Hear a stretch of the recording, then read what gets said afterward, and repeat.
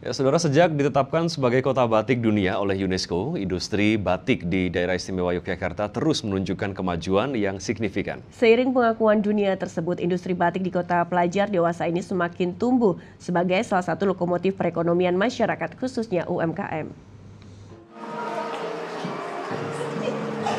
Salah satu industri yang ikut tumbuh yakni Pusat Grosir Batik Benang Ratu. Menurut pemilik Batik Benang Ratu, Maria Eunike Santoso, pertumbuhan industri batik di Yogyakarta selain faktor diakuinya Yogyakarta sebagai kota batik dunia, juga tak bisa dilepaskan dari predikat daerah tujuan pariwisata yang konsisten melekat.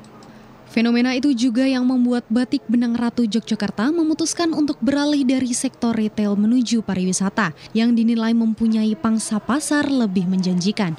Bahkan memindahkan tokonya dari yang semula di Jalan Brigjen Katamso ke Jalan Gedong Kuning yang lebih representatif bagi kunjungan rombongan wisata. Ternyata permintaan pariwisata jauh lebih banyak dibanding orang retailnya sendiri. Kemungkinan karena Jogja, orang-orang retail kan juga sudah lihat batik terus ya setiap harinya. Sedangkan orang pariwisata kan memang datang ke Jogja, ketika mau pulang, kalau nggak bawa oleh-oleh makanan ya pasti membawa oleh-olehnya batik. Jadi kenapa kok akhirnya kita juga berpindah ya dari yang retail, kita main di pariwisata, di sektor pariwisata. Dan kok kita bisa berani di sini langsung buka pariwisata ya karena memang peminatnya memang tinggi sekali untuk di bagian pariwisata. Minggu ini aja kita juga udah ada bersama dengan tour, biro dan travel itu sudah mau masuk semua untuk membatik.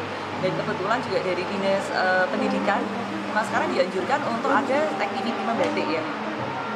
Dan memang kita sediakan di atas itu memang lantai 2 kita memang full untuk activity membatik, gerabah, tie-dye, dan juga splash art dan masih banyak lagi di atas.